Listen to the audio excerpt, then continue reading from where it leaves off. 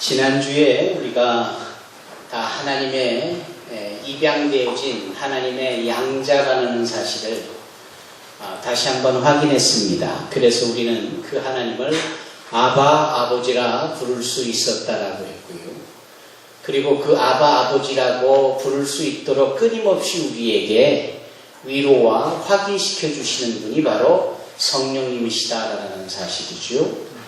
그래서 늘 성령의 인도함과 충만함을 힘입어서 살아가는 동안 우리가 하나님이 허락하신 후사, 받아야 될 상속, 사도 베드로에 따르면 그것이 썩지 않고 더럽지 않고 쇠하지 아니하는 하늘에서 받을 기업이라고 했고, 조금 더 다르게 표현하는 것이 칭찬이요 영광이요 존귀라고 했으니 우리가 그것을 그리스도와 함께 누릴 수 있게 되어진다라는 사실이죠.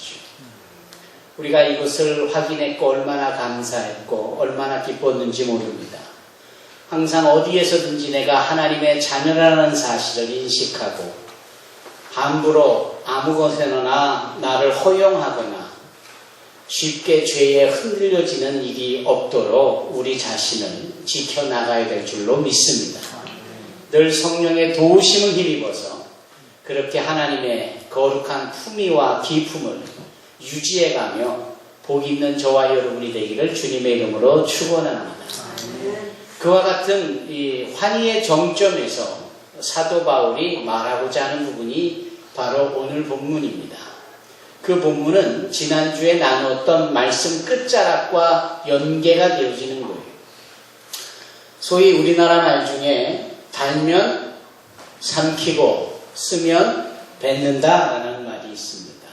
좋은 것만 취하고 좋지 않은 것은 외면하고 거절하고 거부하는 이 너무 한쪽에 치우쳐 있는 심보를 의미하는 말이죠.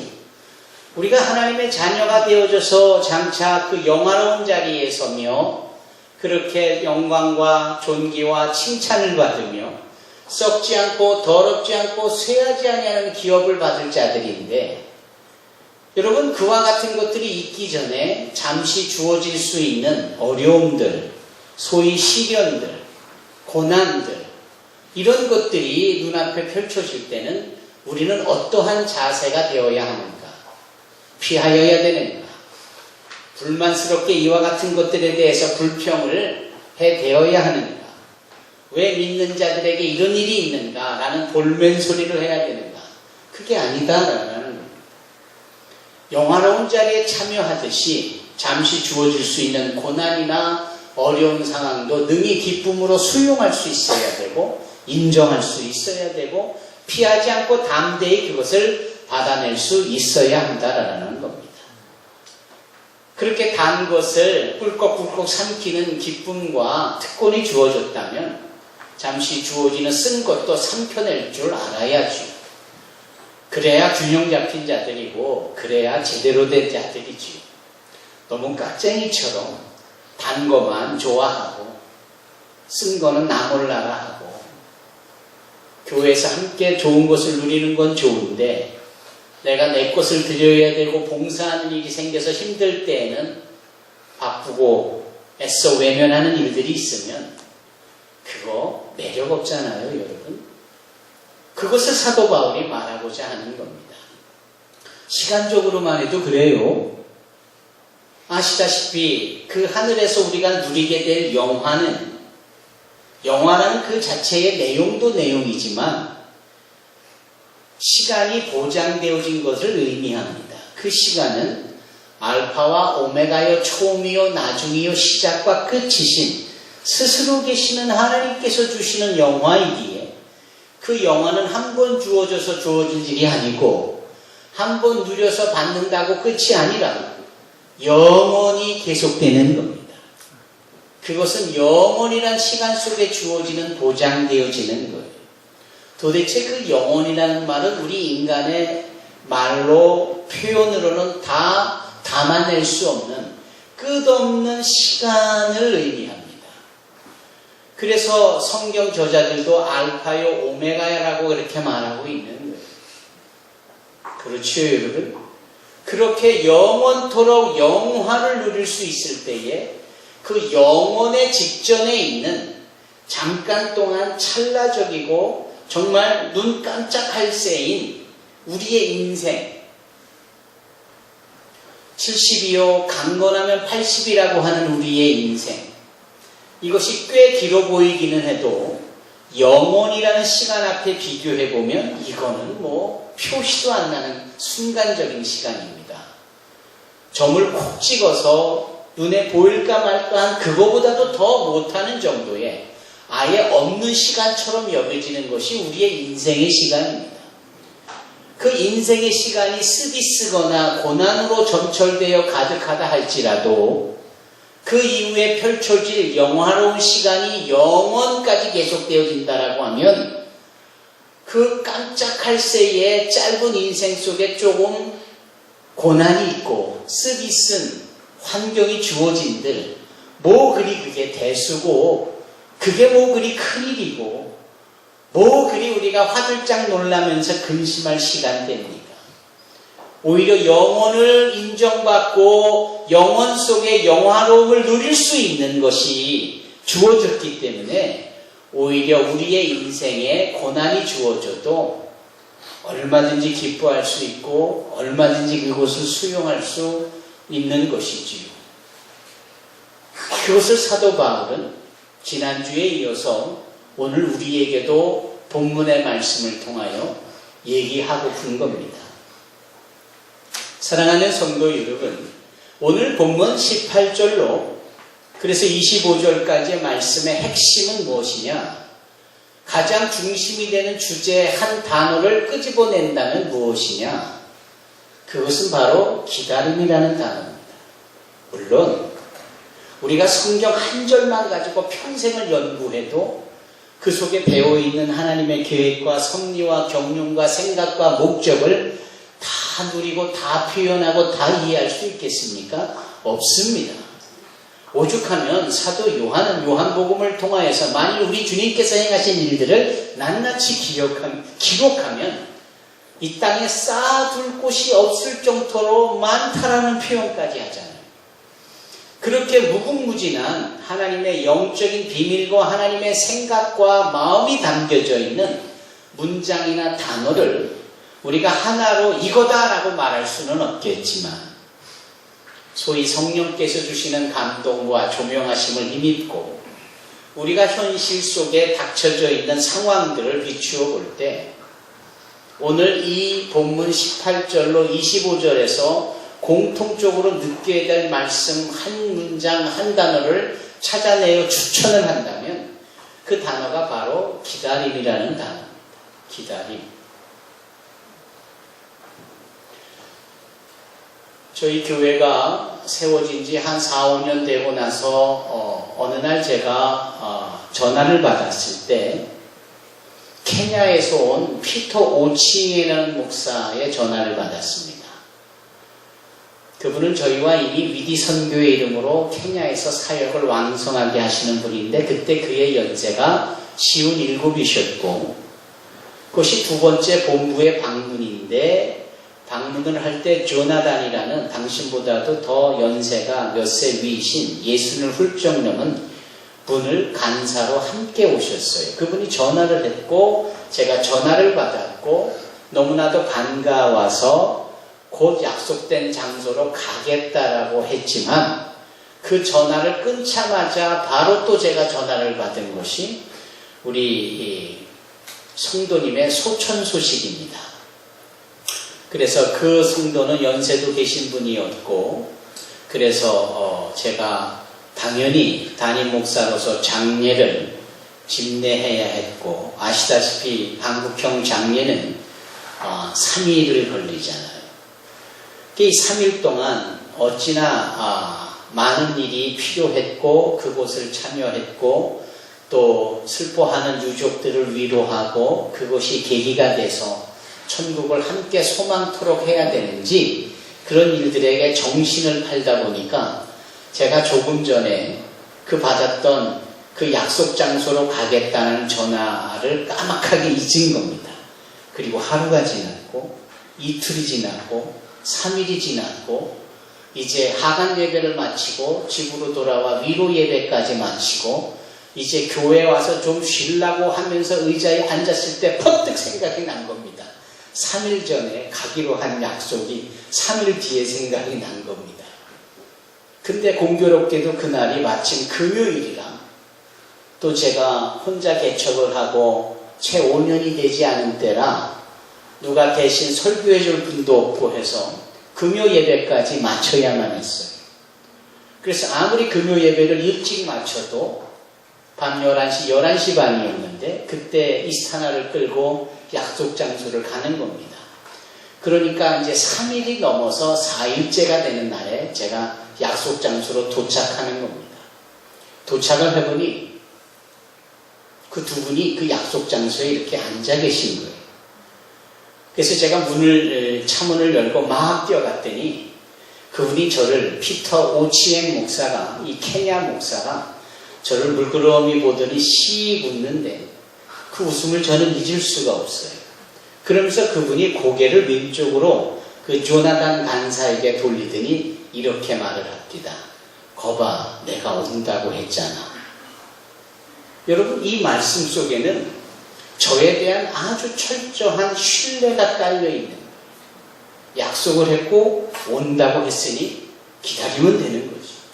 그것이 하루가 됐든 이틀이 됐든 3일이 됐든 기다리니까 오더라라는 거예요. 아마도 그 조나단 간사는 왜 이렇게 안 와? 안 오는 거 아니야? 뭐 이렇게 얘기를 했었나 봅니다. 그런데 이 피터 오치엥 목사는 올 거야. 온다고 약속했으니. 저는 그 동부 아프리카 케냐 목사님으로부터 기다림의 정의를 배웠습니다. 그리고 그분을 통하여서 소위 믿음이 무엇인지에 대하여서 새롭게 정의할 수 있었습니다. 믿음은 뭐냐? 여러 가지로 말할 수 있지만 믿음은 기다림입니다. 지금 우리 모두는 저리로서 산자와 죽은 자를 심판하러 다시 오실, 우리가 조금 전에 사도신경으로 신앙 고백한 거기서부터 하나님의 보좌 우편에서부터 중보 사역을 하시다가 다시 재림하셔서 이제는 구원이 아닌 심판주로 오실, 산자와 죽은 자를 심판하러 오실 예수님을 기다리고 있는 것이 크리스찬들의 신분입니다. 그리고 우리는 그 재림의 주님을 기다리고 맞이하는 것이 신앙 속에 있어야 한다는 것을 알고 있습니다. 그러나 과연 우리 가운데 몇 명이나 그 다시 오실 주님을 기대하고 있으며 그 슬기로운 다섯 처녀처럼 혹시나 늦게 올 것까지도 감안해서 여육분의 기름을 등잔불을 비치는 기름을 예비하여 준비하며 기다리고 있는지, 아예 그와 같은 재림의 주님에 대해서는 들은 바는 있지만 믿지 않고 새카맣게 잊어버리고 있고 다시 오실 것에 대해서는 상관조차 안 하고 있는 모습은 아닌지 여러분은 어떠십니까? 오죽하면 주님께서 물론 기도를 강조하여 말씀하신 것이지만 이 말씀하고도 비교해 보면 누가복음 18장에 따르면 인자가 올 때에 너희 가운데 믿음을 보게 되니, 즉 주님이 약속대로 오셨는데 기다려주지 못하는 사람들이 너무 많아서, 소위 믿음 없는 사람들이 너무 많아서 주님이 못 보신다라고도 말씀할 수가 있겠죠. 여러분, 믿음은 기다림입니다. 하나님의 약속의 말씀이 성취될 것에 대한 기다림입니다. 오지 않을 것을 기다리는 것을 미련한 것이에요. 그러나 인생이 아니시고 시건치 아니하시는 하나님께서 말씀하신 그 말씀이 이루어지고 지켜진다라는 사실을 믿어 그것이 지켜질 때까지 기다린다라는 것, 이건 정말 100% 순도 100%의 신앙입니다. 이것이 믿음입니다. 저와 여러분들이 이 믿음이 있기를 바랍니다. 오늘 본문에서 사도 바울이 말하고자 하는 부분이 그 부분입니다. 하나님이 우리를 영화롭게 하시고 그 하늘에서의 기업을 누리게 되어지기까지 과연 우리는 그것을 기다리고 있는 것이냐? 과연 그것을 믿고 기다리고 있는 것이냐? 믿고 기다림 중에 주어지는 여러 형태의 여러 다양한 고난, 어려움, 시련, 환난, 위협이 있을 때 과연 그 믿음으로 기다림 속에 이 고난을 극복하고 이겨나고 있느냐라는 겁니다. 중요한 부분이죠. 사랑하는 성도 여러분, 남자들은 감히 여자의 해산에 대하여서 아이를 잉태하여 출산하는 또 출산 이후에 키워내는 양육까지 포함한 이 모든 것에 별로 할 말이 없습니다. 뭔 할 말이 있습니까? 그 아픔과 고통을 당해봤어야 우리가 왈가왈부를 하거나 그러잖아요. 그냥 옆에 서서 머리털 몇 개 뽑히는 게 그 고통을 해산의 고통에 비교할 수 있겠습니까? 말도 안 되죠. 그래서 저 역시 남자인지라 감히 여자의 해산의 고통이 얼마인지를 말로 표현할 수 없는 겁니다. 그럼에도 대부분의 여성들이 그걸 경험해봤고 아시기 때문에 그 해산의 고통이 얼마나 큰지 그것을 말씀드리려고 하는 겁니다. 해산도 해산이겠지만 그 아이가 잉태되어지고 복중에 자라나는 과정, 처음에는 그것이 기쁜 일일 수 있겠지만 시간이 지나가고 아이가 커져가면서 행동이 부자연스러워지고 입덧도 하게 되고 먹고 싶은 것도 많아지고 행동이 어려워서 쉽게 눕지도 쉽게 걷지도 못하는 일들이 반복이잖아요. 얼마나 힘드실까? 그러는 거예요. 여러분, 사도 바울이 말하고자 하는 부분이 바로 이 부분입니다. 우리가 그 영화로운 존재로 그 하늘나라에서 주어진 기업을 얻기까지 소위 우리는 어떠한 형편에 있는 것인가? 바로 이 잉태되어져 해산을 기다리는 여인과 같다라는 거예요. 그리고 그 해산의 고통을 누구나 다 압니다만 축하부터 하고 축복부터 하잖아요.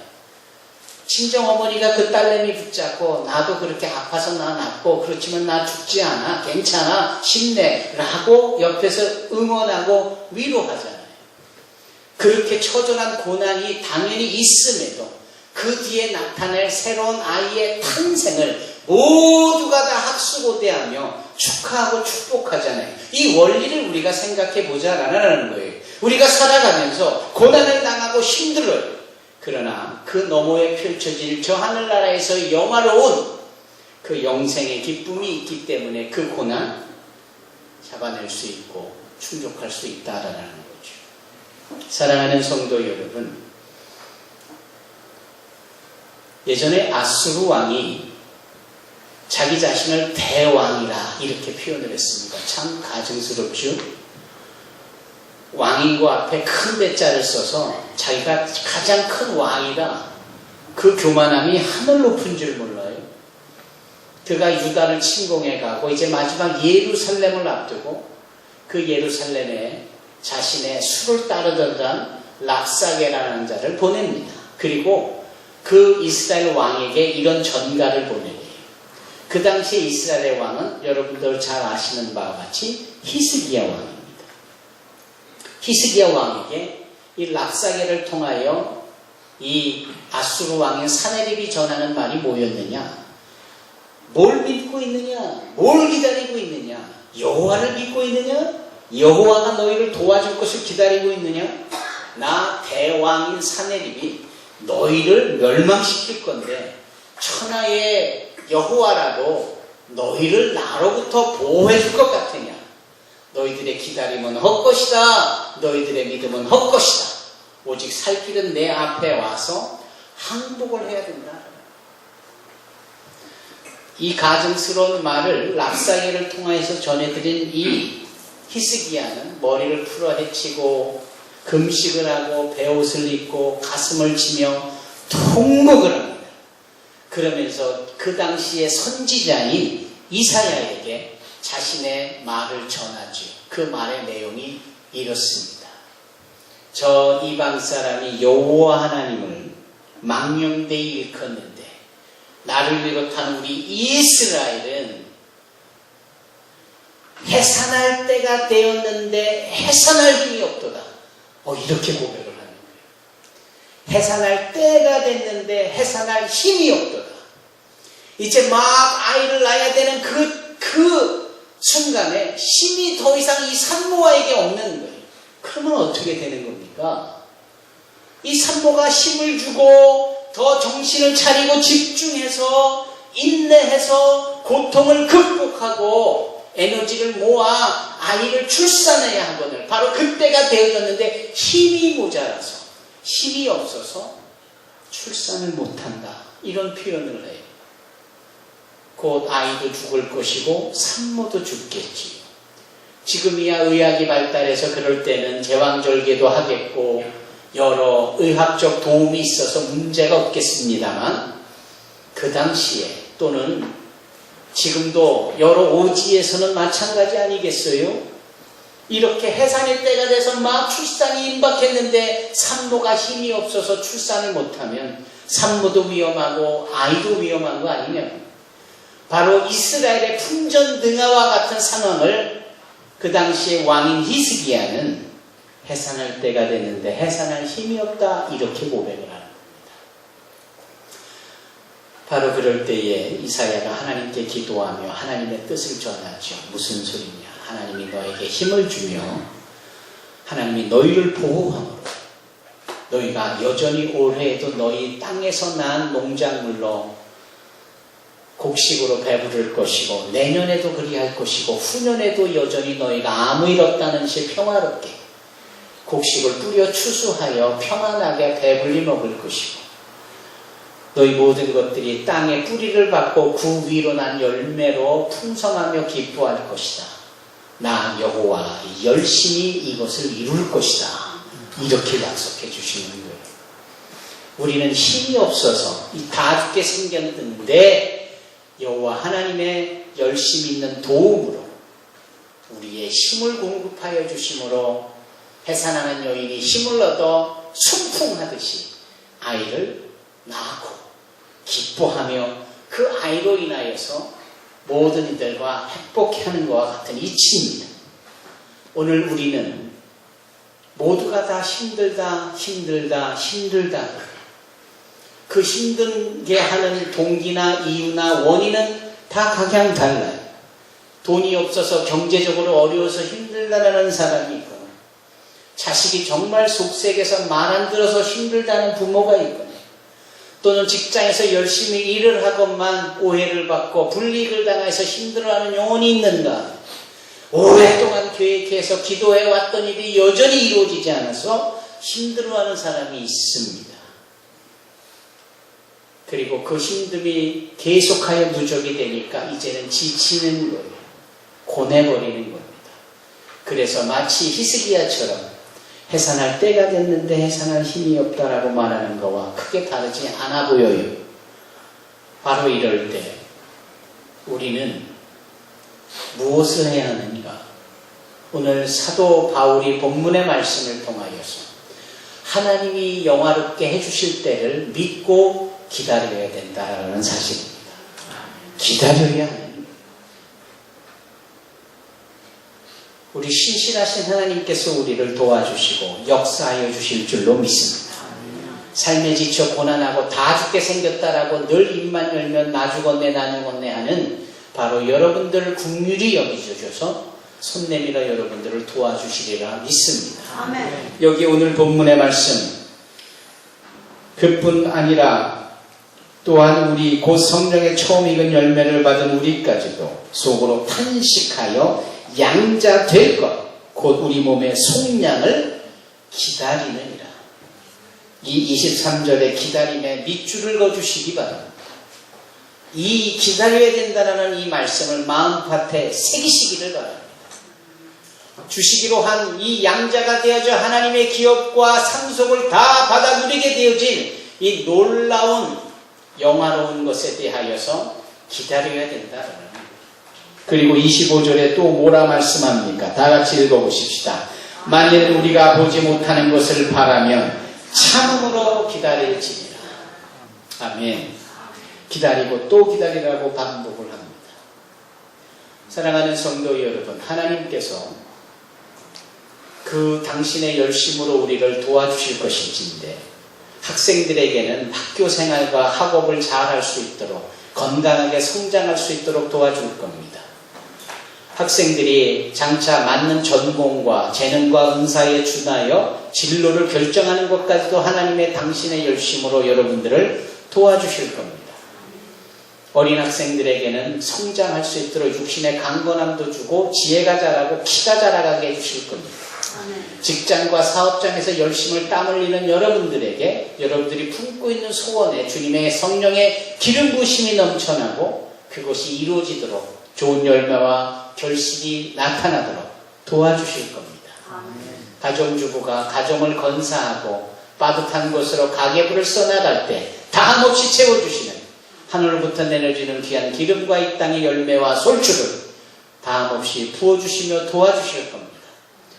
우리 교회가 아무도 안 알아주고 저렇게 해서 되겠느냐라는 불편한 소리를 듣는 일이 있다 할지라도 다음 세대의 신앙을 준비하는 온 가족 예배를 드리는 용기 있는 선택을 해내고 또 선교에 몰입하고 그것에 집중해 나가는 이기민 선교하는 교회로서 스스로 다짐하고 그 일을 감당할 때 설령 재정적으로 어려운 일이 생기고 일꾼이 없어서 어려운 일이 생겨도 하나님께서 우리를 당신의 열심으로 도와주실 것을 믿습니다. 연로하신 분들의 아픈 팔다리와 허리와 무릎 관절, 깜빡깜빡하는 이러한 총기의 이름과 같은 것도 침침한 눈의 시력도 가물가물 들리지 않은 이 청각까지도 하나님께서 섬세하게 손 내밀어 우리를 붙잡아 주시고 여러분을 도와주실 겁니다. 그 도와주시는 그 하나님의 신실하심을 믿고 기다릴 수 있는 저와 여러분이 되기를 바랍니다. 마지막으로 한 말씀 더 드리기를 원합니다. 그 말씀은 출애굽기 6장입니다. 출애굽기 6장 6절로 9절의 말씀이에요.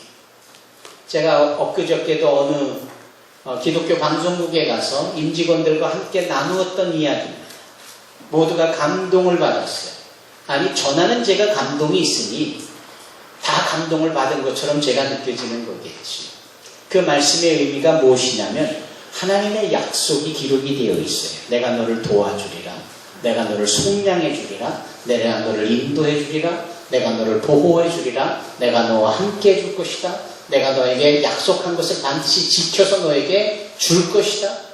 반복적으로 주어지는 말씀이 7가지나 있는 겁니다. 아시다시피 7이라는 숫자는 완전한 숫자입니다.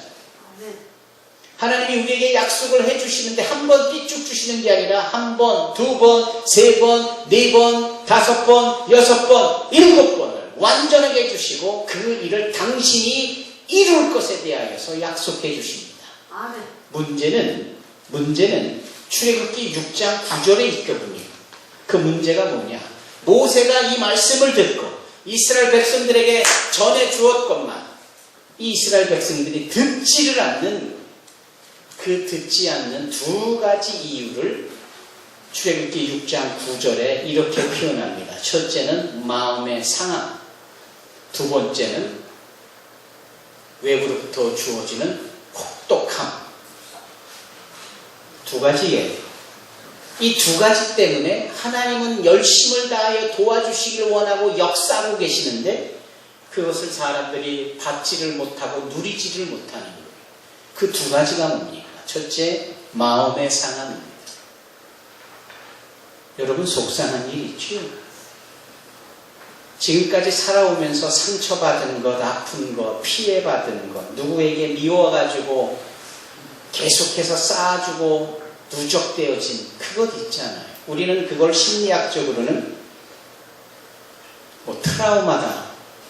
성경에는 히브리서에 그것을 쓴뿌리다 이렇게 말씀하죠.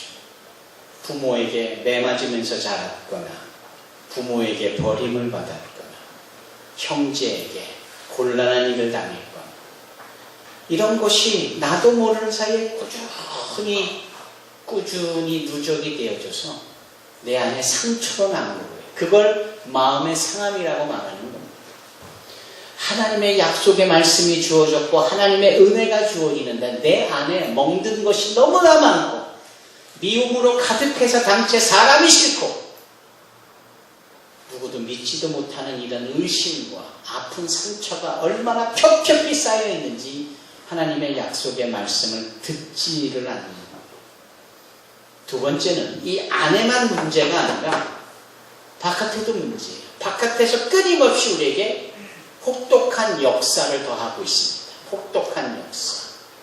가만히 있는 나를 누군가 해코지를 한다거나 긴급한 일이 발생을 한다거나 계속해서 일이 생기고 변화가 생기고 사건이 생기는 거예요. 그냥 속상한 존재 가만히 있으면 좋겠구만. 늘 상처를 주고 피해를 주고 말로 우리를 괴롭히고. 여기 이스라엘 사람들에게는 어떤 것이었을까요? 노예처럼 매맞는 것이 마음의 상함이었다면 외부에 의해서 주어지는 혹독함은 아마도 지푸라기를 넣지 말고 벽돌을 만들되 지금까지 만든 것보다 더 많이 만들어라라는 명령이 아마 그런 것이었을 거예요. 여러분, 이런 곳에서 자유할 수 있는 사람이 어디에 있습니까? 만일 우리가 여전히 나도 마음의 상함이 있고 나도 외부로부터 주어지는 이 혹독함이 있어서 힘들고 괴롭다. 그것까지는 이해가 가겠지만 그렇기 때문에 나도 하나님의 약속을 하나님의 말씀을 기다리지 않겠다. 믿지 않겠다. 듣지 않겠다라고 하실 겁니까? 오늘 본문의 말씀에서 우리가 이 기다려라라는 이 두 번의 반복을 통하여 지금까지 기다리지 못했던 믿음 없는 행동을 해왔던 저희들이라면 이 모든 것을 다 풀을 털어버리기를 원합니다. 이후로부터는 주의 약속의 말씀을 믿고 기다리기를 원합니다. 우리를 한 번도 실망시키지 아니하시는 하나님께서 우리에게 크신 은혜를 더하여 주실 줄로 믿습니다. 기도하겠습니다.